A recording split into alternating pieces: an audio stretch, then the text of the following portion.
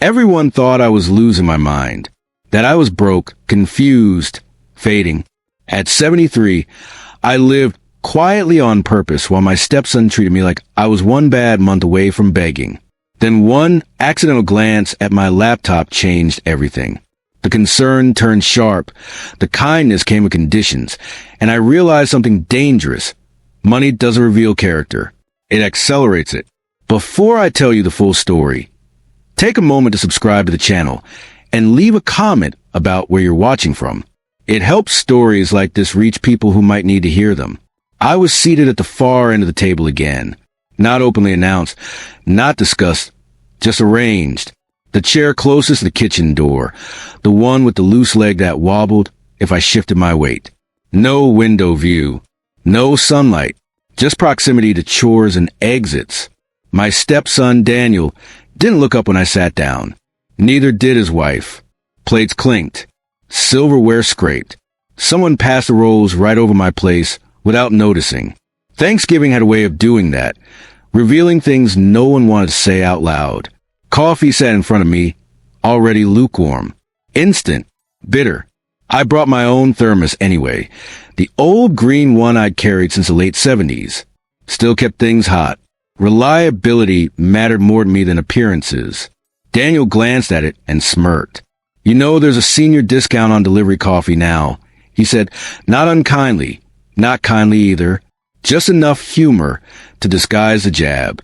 "It works," I replied. "Gets me where I'm going." That answer used to end conversations. Not anymore. They talked around me for most of the meal, renovations, vacation plans, school fundraisers. I nodded when appropriate, smiled when eye contact drifted my way. No one asked how I'd been. No one asked if I needed anything. Concern had been replaced with management, oversight, the kind reserved for people assumed to be slipping. After dinner, I cleared my plate and washed it without being asked. Dried it, put it back where I remembered it belonging. No one noticed. On my way out, Daniel called after me. "You still driving that old truck?" "It starts," I said. "You don't have to live like this," he added. "We could help. Get you something safer." Live like this, as if modesty were a symptom. I drove home with the window, cracked despite the cold. Needed air. Needed proof the world still moved at its own pace. The truck rattled, but held steady. That mattered. My place on Maple Street wasn't much. 2 bedrooms. One mostly untouched since my wife passed. I let dust aside what stayed relevant. I put the kettle on, poured fresh coffee into the thermos, sat at the kitchen table with the one chair that didn't wobble, and opened the laptop. Old. Slow. Bought secondhand. Same as most things I owned. I logged into the account. The number loaded cleanly, calmly, without ceremony. 35,218,904.17. No fireworks. No rush. Just confirmation. I didn't feel rich. I felt observant. I'd sold the business quietly months earlier. 40 years of small engine repair. Lawnmowers. Snowblowers. Things people forgot how to fix. Built it from a garage and a borrowed wrench.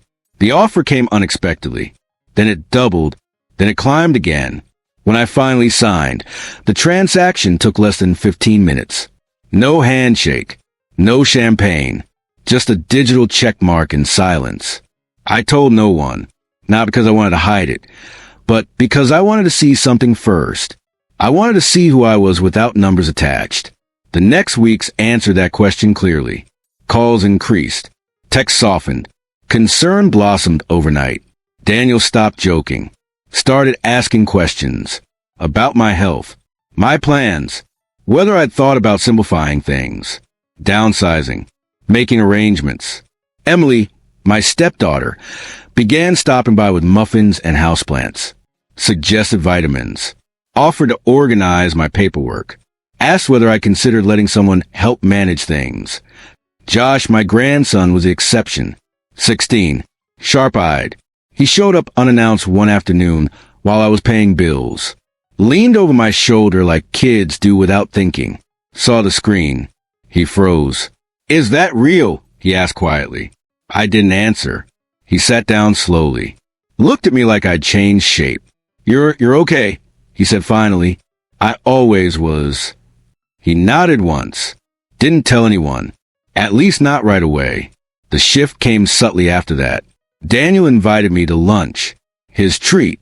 Asked about the house. About whether I'd updated my will. Emily asked about loans. Temporary ones. Just to help with liquidity. Used words like family stability and long-term planning. I gave small amounts. Watched carefully. The warmth wasn't warmth. It was extraction dressed as affection. When I said no to more, the tone changed. They stopped asking what I needed and started telling me what was best. Then came the paperwork. Suggestions of evaluations. General comments about memory. About whether I was overwhelmed. The letter arrived on a Tuesday. Notice of intent to petition for conservatorship. Grounds, cognitive decline. Financial mismanagement risk. Protective intervention. Love, apparently, had legal teeth. I sat at the table with the letter for a long time. Then I made coffee. Spilled some. Cleaned it up carefully. Picked up the phone. Not to call family. To call a lawyer. Someone who understood the difference between care and control. That was the moment everything stopped being quiet and started becoming precise. The lawyer's office didn't look like much from the outside. One-story brick building wedged between a closed travel agency and a tax prep place with faded posters still advertising refunds from 3 years ago. Inside, it smelled like old paper and lemon cleaner. Familiar. Honest. Jack Simmons stood up when I walked in. Same man I'd known for decades. Same steady eyes. Same habit of listening without interrupting. Sit, he said. Tell me everything. So I did. I told him about the business sale. The money I never mentioned. The way my stepson's concern only showed up after curiosity did. The loans that weren't loans. The questions that sounded like care but felt like inventory. The letter accusing me of slipping. Jack didn't react. He took notes. Slow. Careful.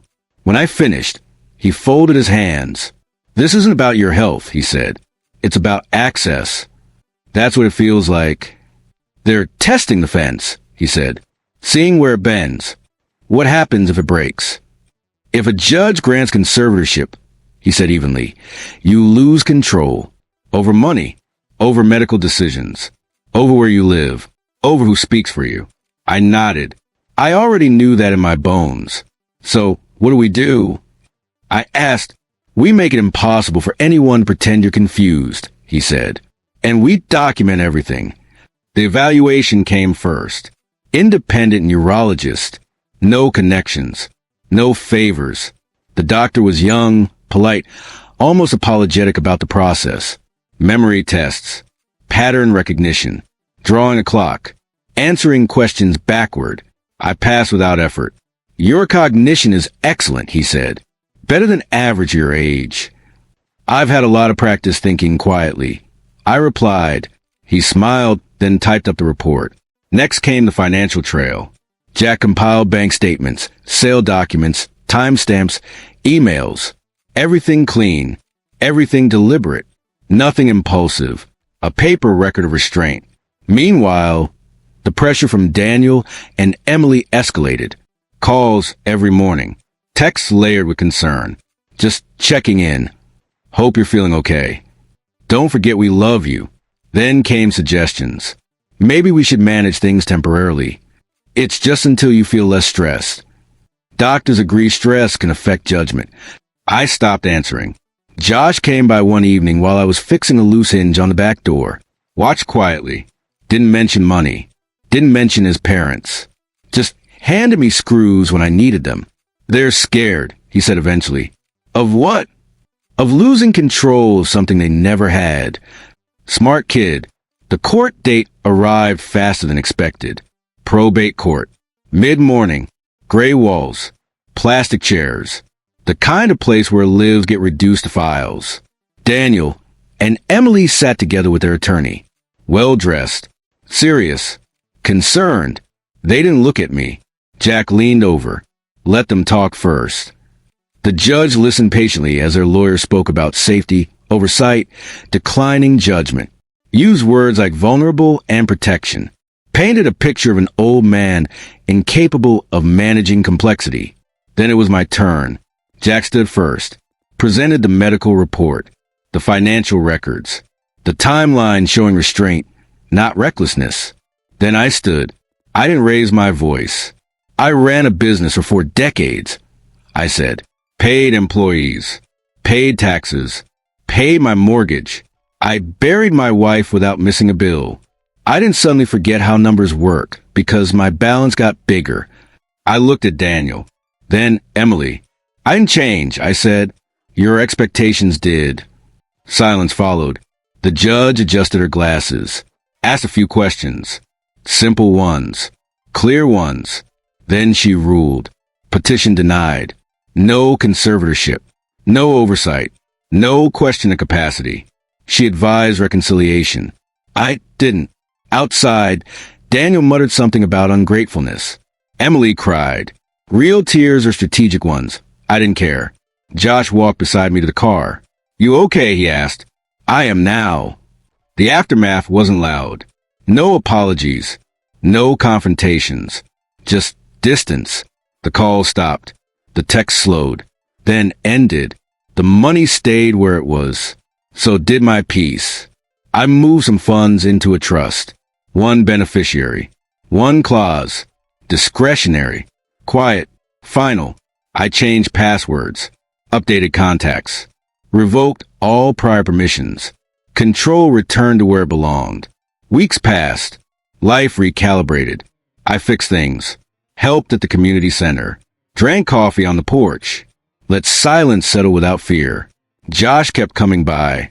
Never asked for anything. That mattered more than he knew. One evening, while the sun dipped low and the streetlights flickered on, I realized something important. They didn't lose access to my money. When I said no, they lost access to me. And that was the part they never saw coming. The quiet that followed the court ruling didn't feel like relief. It felt like aftermath. Phone stayed silent. No checking in. No just thinking of you. The concern that once arrived daily evaporated the moment it failed to open doors. That alone told me the truth more clearly than anything said in court. I didn't celebrate. I didn't even talk about it. I went home, made coffee, sat at the kitchen table, and watched the steam rise like it always had. Same thermos, same chair, same man. The world hadn't ended. It had simply stopped pretending. Jack called the next morning. They won't try again, he said. Cases like this rarely come twice once a judge rules cleanly. Good. They may stay quiet for a while, he added. That doesn't mean it's over. I know, I said. I'm done reacting. I'll act when I need to. That afternoon, I went to the bank in person. Not because anything was wrong, but because presence matters. I sat across from a young branch manager who called me sir every other sentence and explained exactly what I wanted done. A private trust. Single administrator. No automatic beneficiaries. Distributions at my discretion only. No shared access. No secondary contacts. He nodded, typing quickly. Family, he asked. Not for this. I replied. The papers were signed. Copies made. The money became quieter, harder to reach, less tempting. Not hidden, but protected. I walked out lighter than I'd felt in years. A week passed. Then 2. Emily broke the silence first. A voicemail. Careful. Controlled.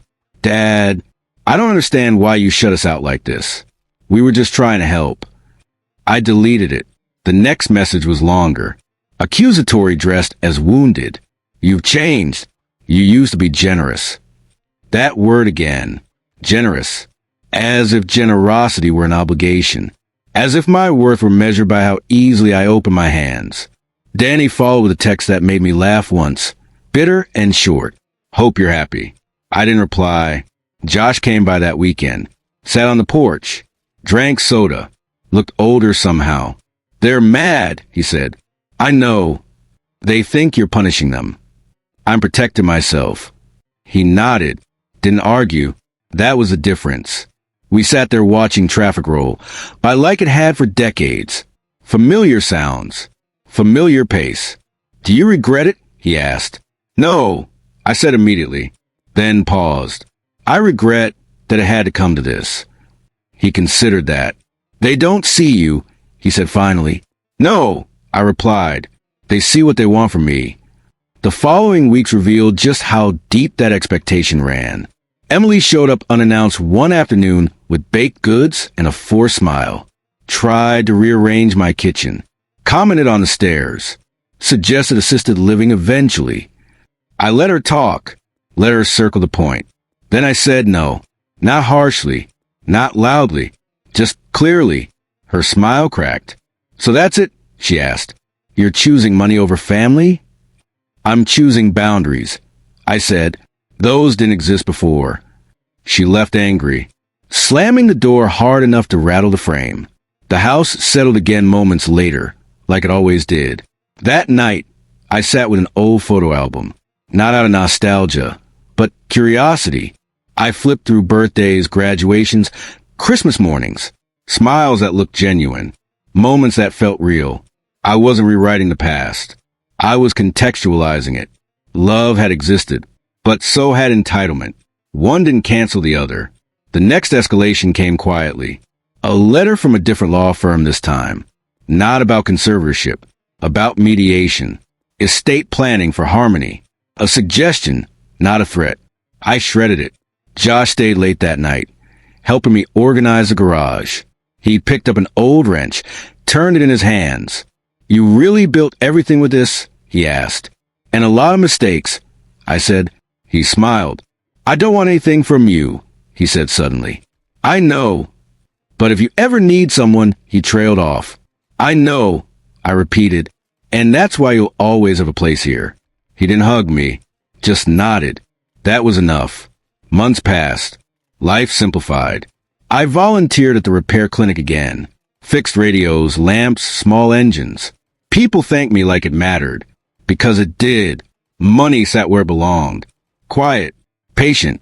Then one evening, a letter arrived without a return address. Inside, a single sheet of paper. Emily's handwriting. She accused me of abandonment, of favoritism, of rewriting the family. She said I'd broken something that couldn't be repaired. I read it once, then folded it carefully and placed it in the drawer with other finished things. I wasn't angry anymore. I was done explaining. The real shift came one afternoon when I realized I hadn't checked the account in weeks. The number didn't matter anymore. What mattered was this. No one knocked unless they meant it. No one called unless they wanted me. No one stayed because they expected something. That was the balance I'd been missing. One night, sitting alone with the window open, listening to distant traffic and the hum of the fridge, it hit me. They didn't treat me better when they thought I was poor. They treated me worse. And when they thought I was rich, they treated me usefully. Neither was love. That understanding didn't hurt. It freed me. I closed the laptop, turned off the light, went to bed knowing exactly who I was, and who I no longer needed to be for anyone else. The first truly quiet morning after everything settled felt unfamiliar, not empty, earned. I woke before the alarm out of habit, lay there for a minute listening to the house breathe, then swung my feet onto the floor and stood without hesitation. No dizziness, no confusion, just stiffness in the knees that passed after a few steps.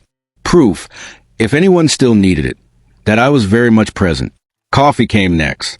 Black, strong, same thermos, same ritual. I sat at the table and watched sunlight creep across the worn linoleum, tracing the crack near the baseboard like it had done for years. Familiar things have a way of reminding you who you are when people try to redefine you. The phone didn't ring. That was new. I spent the morning sorting through paperwork. Not because I had to, but because I wanted to. Old warranties, receipts, manuals for tools I hadn't owned in years. I threw most of it out, kept what mattered. The act itself felt symbolic, like clearing space in my head by clearing space in a drawer. Around noon, I took a walk down Maple Street, past the house with the blue shutters, past the corner where the pavement always buckled in summer, past the old gas station that had been closed longer than some of the neighbors had lived here. People nodded, waved, said my name. Just my name. No titles. No expectations. That afternoon, I got an email from Jack. Short, direct, everything finalized. No pending actions. You're clear. I replied with 2 words. Thank you. Then I shut the laptop. Weeks went by like that. Quiet, steady, unremarkable in the best way. I fixed a leaky faucet, replaced a burned-out porch light, took the truck in for an oil change, and chatted with the mechanic about engines that didn't need computers to run. Josh came by every few days, sometimes to help, sometimes just to sit. He never asked about his parents. I never volunteered anything. We existed in the same space without tension, and that felt rare. One evening, while we were eating leftover stew, he asked a question that surprised me. Do you miss them? I didn't answer right away. I miss who I thought they were. I said finally, and who I thought I was to them. He nodded like that made sense. They might come back, he said. Maybe, I replied. But if they do, it won't be because they need something. That distinction mattered. The first real test of my resolve came in the form of a holiday invitation. Emily sent it by email. Subject line cheerful. Tone polite.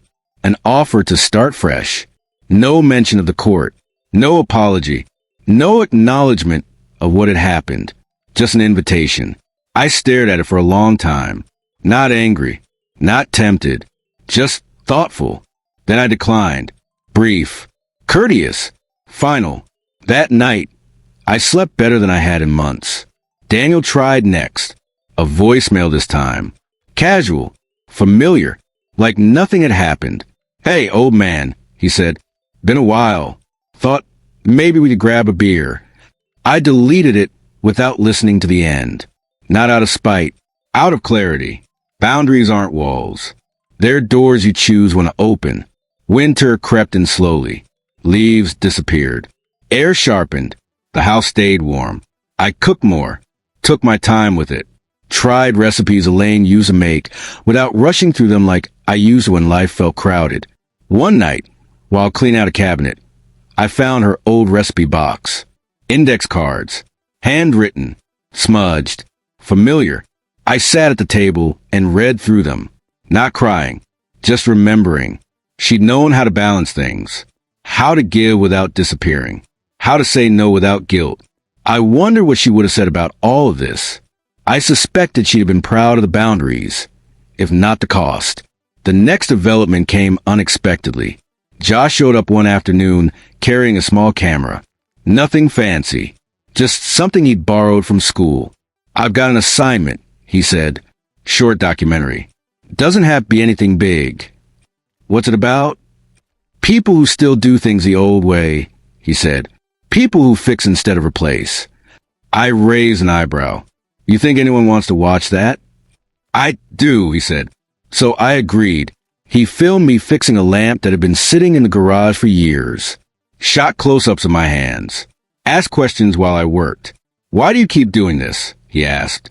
Because it reminds me that broken doesn't mean useless, I said, without thinking. He stopped filming for a second, then started again. We didn't upload it anywhere. Not yet. It just existed. A record. That felt enough. Emily found out anyway. A text came through late that night. So now you're making content? Turning this into some kind of performance. I stared at the message, then put the phone down. The need to respond had evaporated. The following week, a letter arrived. Handwritten. Careful. From Emily again. This one was different. She didn't ask for money. Didn't ask for access. She didn't apologize either. But she admitted something close. I didn't know how to talk to you once you stopped needing us, she wrote. I read it twice, then folded it and placed it with the others. That was as close to honesty as I was likely to get. And it was enough. The days shortened. Nights lengthened. I settled into a rhythm that belonged entirely to me. Coffee. Walks. Small repairs. Quiet dinners. Occasional laughter with Josh over something dumb on TV. One evening, as we were sitting on the porch watching the sky fade, Josh said something that stuck with me. They were trying to make you small, he said, because it made them feel bigger. I thought about that long after he left. It wasn't malice. It was fear. Fear of independence. Fear of irrelevance. Fear of a man who didn't need them anymore. I realized then that the money had never been a problem. It was my autonomy. That understanding reframed everything. Near the end of winter, I made one more legal change. Quiet. Simple. I updated my will. Clear instructions. No ambiguity. No shared control. One beneficiary. One explanation. Not punishment. Just alignment. I didn't tell anyone. I didn't need to. Spring would come soon. I could feel it in the air already. The house felt lighter. The future felt narrower but deeper, like a road that didn't branch as much but went somewhere solid. For the first time in a long while, I wasn't bracing for the next demand. I was just living. And that, more than the money, more than the court ruling, more than the silence, felt like the real turning point.